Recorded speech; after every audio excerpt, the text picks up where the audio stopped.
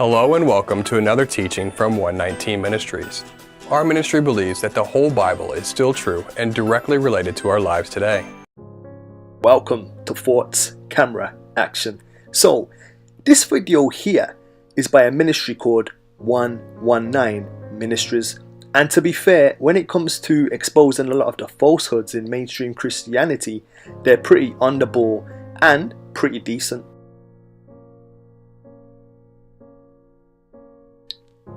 However, 119 Ministries recently released a video debunking the Hebrew Israelite movement and camps in America as disingenuous, dishonest, and built of a fictitious narrative, and argued that the Jews who now occupy Israel are the authentic seed of Abraham, and that the Hebrew Israelite camps are then, in turn, not of the seed of Abraham when it comes to genealogy.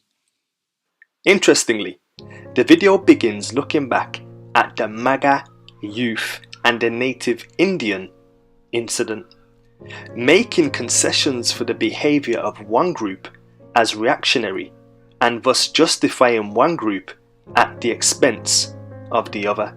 Now, as I'm not a respecter of persons, I believe the conduct of both groups, the MAGA hat youth and the Hebrew Israelites, were intolerant, shameful, and disrespectful on that day.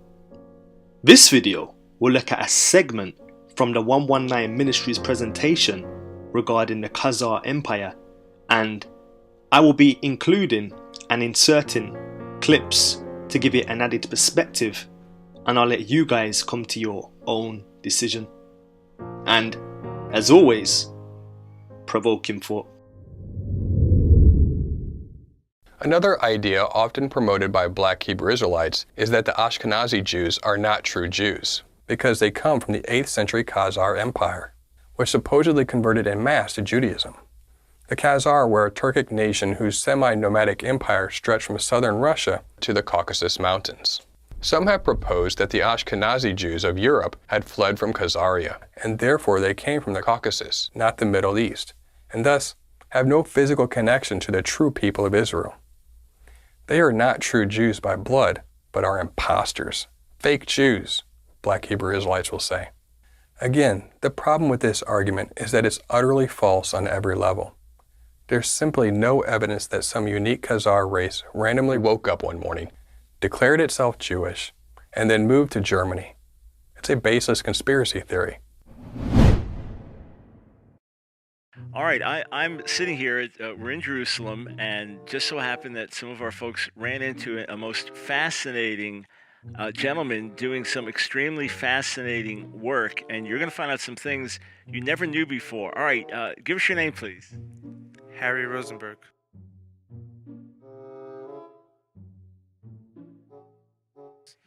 All right, now we know in the Mishnah, so written somewhere in a little after 200 of the Common Era, so traditions going back further than that, it's talking about the Jewish people in terms of their color. How are we described? Right, so Rabbi Yehuda Nasi wrote the Mishnah. He was a direct descendant from the house of King David, and he was in charge of the passing on the law of the generation. Now, to have written down the oral law was forbidden for the Israelites. It was oral, meant to be taught father to son. He saw that we are already scattered around the whole world, and if we don't preserve this, we're going to lose it. So he chose to write it down, and it was called the Mishnah. In the Mishnah, he was speaking about the skin afflictions that happened to people in times of the temple, and when he's speaking about the color of the skin, he references and says that the children of Israel were not white, and they were not black. They were boxwood. That's the word it was used. Perhaps like the color of the table we're sitting at.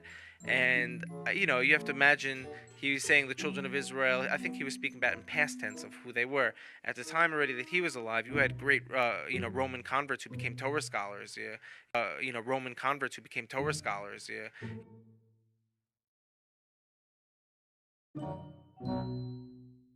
Rabbi Akiva's father was a convert. Rabbi Akiva was one of the greatest sages ever. You had Onkelos, you had Shemaiah and Avtalion. These were masters on the Torah chain who were converts from Rome.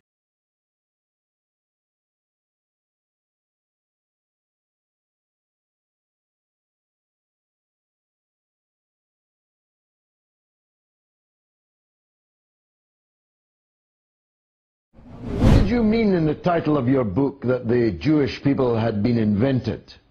It isn't a provocation. I meant it. I think that the Jewish people was invented. Like the French people, like the Italian people. You see, to build nations in the modern times, historians started to build to the past peoples. Between these peoples, I think that in the second half of the 19th century, the Jewish people was invented. Now, you have drawn on all sorts of evidence to show us that things which most of us took for granted as having had happened, even if they did not justify the foundation of the State of Israel 2,000 years later, actually never happened at all. Tell us about some of that. You know, in an interview in the radio, I can say one thing. To take, for example, the exile. You see, the exile is so important to the Jewish history. Everybody knows that the Jewish were exiled 2,000 years ago. But, you know, when I started to work about it, I was surprised not to find even one book, one research book about the exile. The exile of the Jew in the beginning of our time didn't happen. Now, it shocked a lot of people. It shocked myself when I started to work about it. But the Jewish were never exiled from Palestine. And most of the Jews came from conversions, massive conversions that started in the Antiquity and continued to the Middle Age. Then my conclusion in my book is to accept, first of all, the fact that Jewishness is a religion and not a people. Secondly, that most of the Jewish in the world are descendants of converted people. I don't think it's a shame to be a descendant of conversion, and I think that most of the Jews in the world are descendants of conversion. Man up, woman up. Let's face reality. In his article, Ashkenazi Jews Are Not Khazars, here's the proof. Alexander Beider outlines several points debunking this theory. Number one, there's no evidence of a large Jewish presence in the Khazar Empire, Beider writes. As any historian will tell you, generations of Jews, like generations of any people, leave historical traces behind them. These traces come in multiple forms. For starters, people leave behind them historical documents and archaeological data. Predictably, archaeological evidence about the widespread existence of Jews in Khazaria is almost non-existent. Archaeological evidence about the widespread existence of Jews in Khazaria is almost non-existent.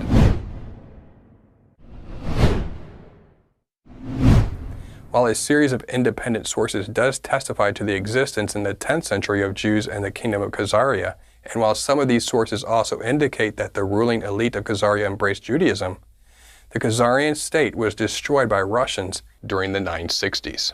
In other words, we can be confident that Judaism was not particularly widespread in that kingdom.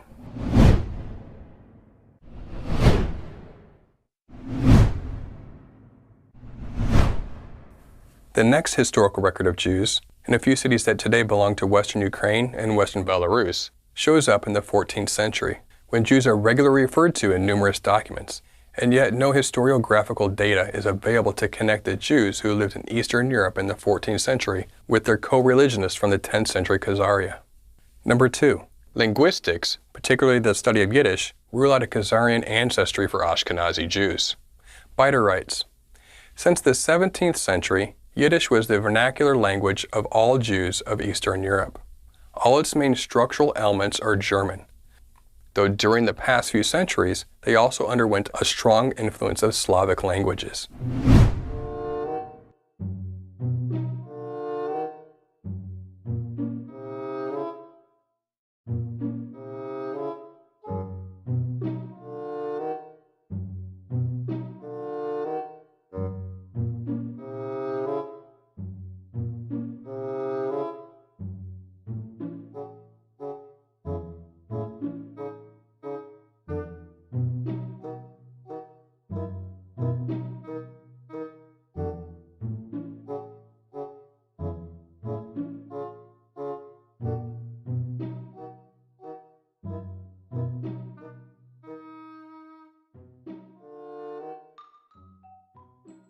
Number three, onomastics, or the study of proper names, rules out a Khazarian ancestry for Ashkenazi Jews.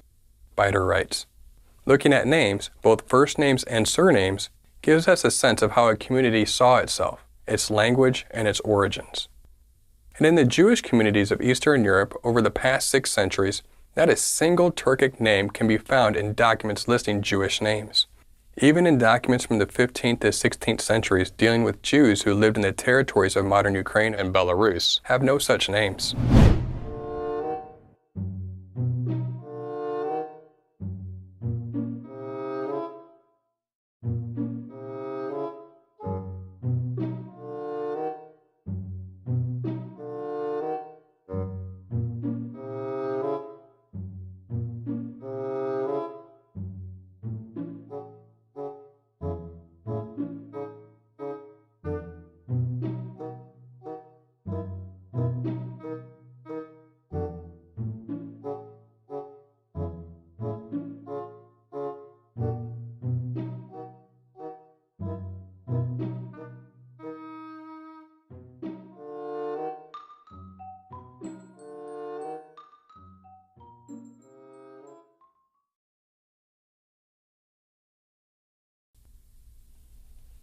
Number 4. Genetics rule out a Khazarian ancestry for Ashkenazi Jews. According to a major study conducted by several scientific researchers at Wayne University, the Ashkenazi Jews share genetic ancestry with other Jewish populations, and there is no evidence of a connection with the populations from the Khazar region. The entire study is available at the Wayne University website. Here was the conclusion. Employing a variety of standard techniques for the analysis of population genetic structure, we find that Ashkenazi Jews share the greatest genetic ancestry with other Jewish populations and among non-Jewish populations, with groups from Europe and the Middle East. No particular similarity of Ashkenazi Jews with populations from the Caucasus is evident, particularly with the populations that most closely represent the Khazar region. Thus, analysis of Ashkenazi Jews, together with a large sample from the region of the Khazar Khaganate, corroborates the earlier results that Ashkenazi Jews derive their ancestry primarily from populations of the Middle East and Europe, that they possess considerable shared ancestry with other Jewish populations, and that there is no indication of a significant genetic contribution either from within or from north of the Caucasus region. All of the evidence is against the Khazar myth. But again, you have to wonder why so much effort is put into trying to disparage the Jewish people. Why are these conspiracy theories so prevalent within the Black Hebrew Israelite communities? This video is to show you who the true Hebrews or Jews are, or Yehudim. The people in Israel right now are not Jews. They're Khazars. Your true Jews, or your true Yehudim, are the so-called black person, or African American, as you like to call them sometimes. They're not African at all. They're the true Jews. They're the true Hebrews that were brought over here on ships, which the scriptures mention. The true nationality of the so-called black people is Israelite, or Hebrew Israelites, and they're a nation of people who descended from Jacob, who was later named Israel, who had 12 sons, who became the 12 tribes, who multiplied into the uncountable number of Israelites that are as the sands of the seas today. Can't count them, there's so many. Yes, they are Hebrew Israelites. And that's not a religion, that's not a cult, it's strictly a nationality bloodline of people, and it's that simple. They're a bloodline, and you cannot convert into being an Israelite. You can't, change to be an Israelite. You are what your father was, what your forefathers are. Whitewashing is in everything. The media, the education, history is whitewashed and biased. Education is whitewashed and biased. The true Jews, according to the Bible, you can check it in the Bible, you can read Job 30:30 and some other places. They have never been white. They have been people of color. And they have not stopped in Ethiopia. They were in Ethiopia, Sudan, and they have settled in West Africa. From West Africa, they have been taken as slaves to America. brothers and sisters, blacks of America, it's you. You are the true Hebrews. You are the true Hebrews from the Bible. America gonna do everything, gonna invest as much money as it has, gonna fight as much wars as they can, gonna invite as much weapons as they can just to hide this away from you. Gonna take Israel, gonna bring white people here and to tell you these are the Jews, gonna kill you, gonna kill Arabs, gonna mistreat white people like this guy just to tell you this lie that you are nobody and we are the Jews with all the history and so on. It has been deleted, your history. You don't know who you are. Don't forget about it. This is why America has been taking your history away, never to find out that it's all about you. I'm telling you this, please. I don't ask you to come to Israel and to start a revolution. I'm just asking you to start thinking this way, to believe me a little bit, because I'm living in Israel and I'm part of this injustice. I really believe that people like me and you, we can bring the justice back. Thank you. Black Hebrew Israelites are often looking for anything to justify their concerning views. And they think that discrediting the Jewish people as authentic Jews somehow gives them justification for declaring themselves to be the true chosen people because of their race.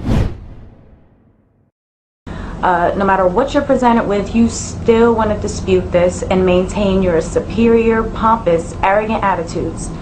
And it makes me sick. I come across these so-called biblically based websites, and listed for the 12 tribes of Israel are all European countries.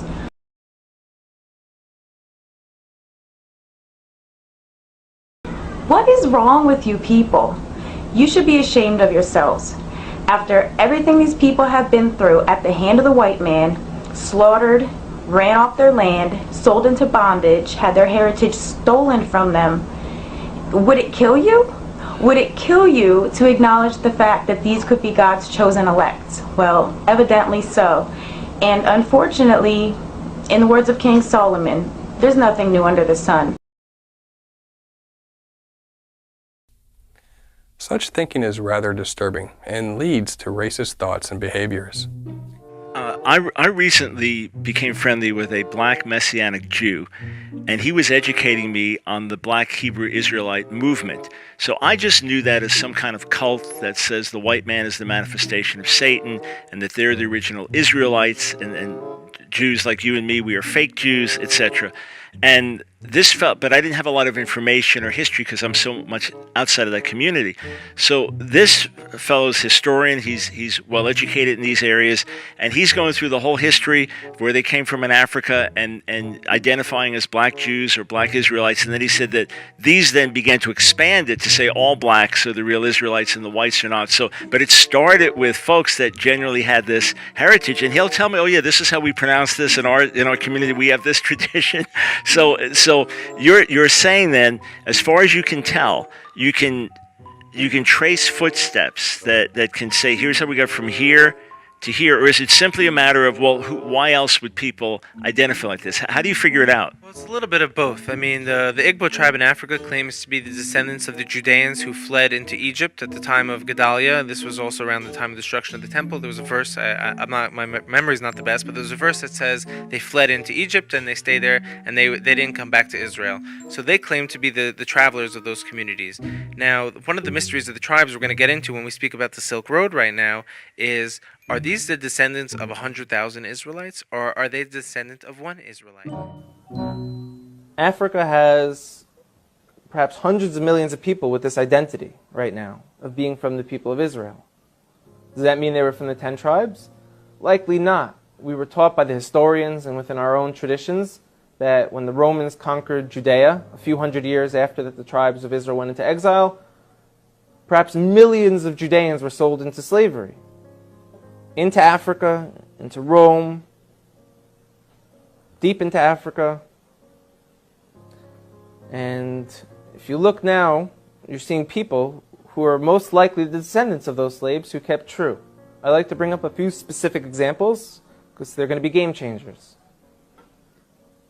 One of them wrote letters to Israel when it became a state. and they said, we're Israelites out in Africa. You know, everyone laughed at them, and they said, African Israelites, these people are just trying to jump on the first world country bandwagon. They're living in a third world country, they got nothing. We're coming to Israel, we got innovation, technology. So they're trying to get on this train because there's such a thing called the right of return. All descendants of the Jewish people from around the world are able to move to Israel. So they said we are also. And everyone kind of laughed at them, like I said. And a few people took it serious and went out there and started studying them, learned about their culture. And a professor from Duke University went out there and did DNA testing on them. And he showed not only do they share Semitic genes from people who were in Yemen and back to the Middle East, these gentlemen, a large percent of them, have the Y chromosome to be Kohanim, to be priests. Now, if anyone who doesn't know, a priest is a specific family clan of the nation of Israel who come from Aaron, the brother of Moses, who was the first priest. And anyone descended from Aaron has the status title priest. And we found that these men in this village in South Africa called Lemba, L-E-M-B-A. Another area in Africa you have something big happening is in Nigeria. You have the Igbo people. Time out, this is pretty fascinating. You're saying that there's 40 million people in Nigeria who have an identity that they come from the house of Israel, from the people of Israel. Yeah, who also have oral traditions to back it up, and whose lived experiences are unquestionably Jewish. So now I'd like to ask you furthermore. You said that it's not a simple idea that was planted in your mind that you're from the people of Israel. You have oral tradition, and your entire culture reflects Israelite culture, so to say. Yeah. Maybe you want to give an example or one or two. Let me ask you a question first of all before you do. A simple thing, do you circumcise on the 8th day? There are many similarities between Igbo and Hebrew customs. The Igbo point them out to prove the authenticity of their connection with the Israelites. Every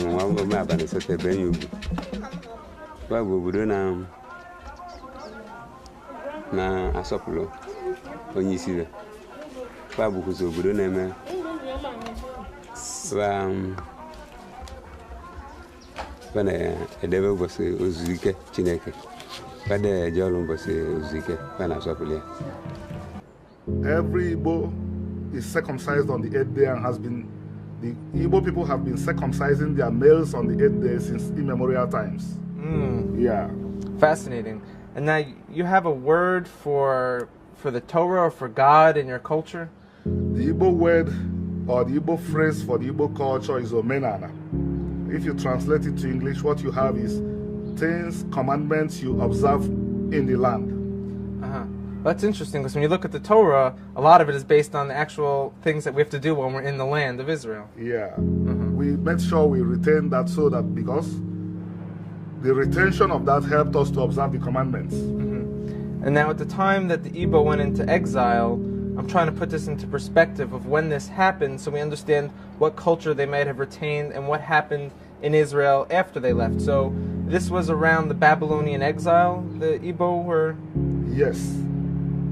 My studies, my probing indicates that we were the group that moved into Egypt.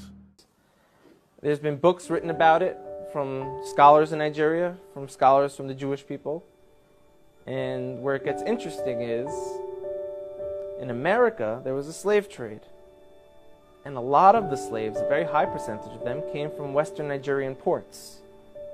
And in America today, you see a very large movement of African Americans who say that they're the real chosen people, that they're the children of Israel, they're the Judeans. You know, so what are they just trying to create an identity for themselves because they were slaves, or is there really something here? And the answer is, most likely there is something there.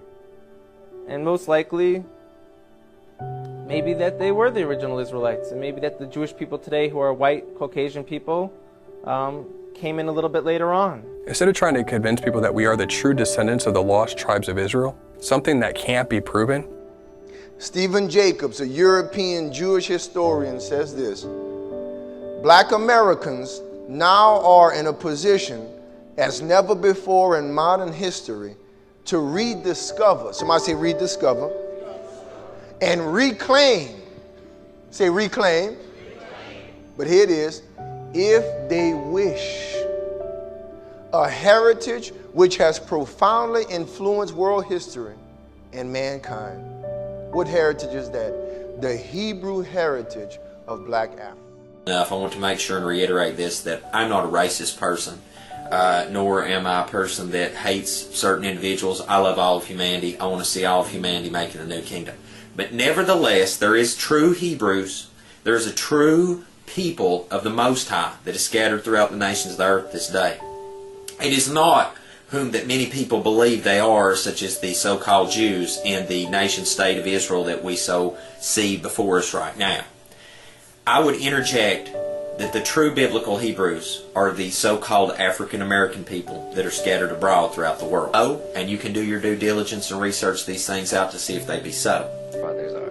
If after you do this research, which I don't expect you to take anything that I'm telling you, look it up for yourself, do the research. That's what I did. Anytime I was shown a scripture, shown something in a book, I'd look it up myself. And do the same thing. And if at the end of that you still can't see it, then I really don't know what else to say. But I want the black Hebrew Israelites, I'm trying to help to get them woke up and to see the rich heritage that they really have. The Hebrews, the Israelites, are people of color. Alright? Now, this teaching offends Khazars. This teaching offends Europeans in general. But it's timely. And I repeat this over and over and over again, but it's timely and it needs to be discussed and it needs to be talked about. Alright? The Egyptians who are living in Egypt now are not who was living there back when the Bible was being compiled. Okay? Those people have been pushed into the Sudan. Okay? You're going to pick up on this real fast. Okay? Acts 13:1. Listen to what Simeon was called in Acts 13:1. Okay? Acts 13:1. Now there were in the church that was at Antioch certain prophets and teachers, as Barnabas and Simeon, that was called Niger, and Lucius of Cyrene, and Manaen, which had been brought up with Herod the Tetrarch, and Saul. Simeon was called Niger, Niger. And that word, my friend, is a Latin word meaning black. And it was referring to people's skin color. Okay? And Niger just happens to be where that foul word comes from, if you add a G onto it, and that is what the whole planet calls Hebrews to this very day. Niger. The main reason this is so important today is because you have all these Christians and all these people on the earth that think they're following the Bible, pointing to a specific people group over in Israel today, and they are totally missing the real Israel. Okay, they've identified Israel, and they haven't correctly identified Israel, and it is leading to all kinds of chaos on the earth. Okay? Most people are looking at who is over there in this land today, and they are calling them Israel. I mean, I'm talking about big name preachers. I'm talking about, run-of-the-mill preachers in small congregations. 99% of them who have a church front, who have a building, are calling Khazars Hebrews. And they are completely misfiring. So that's why it's important. Okay? The other reason it's important is because it's just the truth. We should be a people who speak the truth no matter what.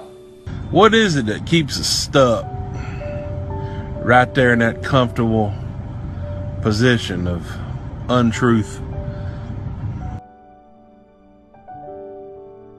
Instead of trying to convince people that we are the true descendants of the lost tribes of Israel, something that can't be proven, we should focus on what Yeshua said to focus on, making disciples of all nations. In the end, it doesn't matter whether you are a Jew or a Gentile. The real question is this: do you know Yeshua? All of us need a Savior, regardless of our race. All of us are called to repent and keep God's commandments. Let's focus on that. We pray that you've been blessed by this teaching, and remember, continue to test everything. Shalom.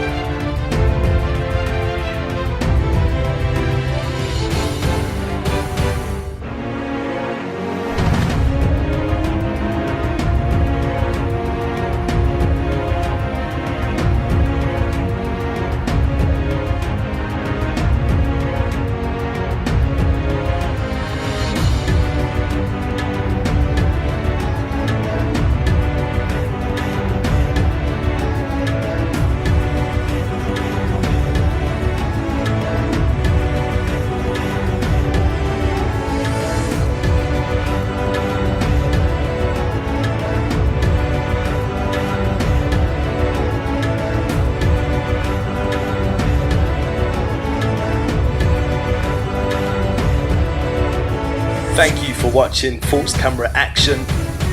Before you go anywhere, don't forget to click subscribe.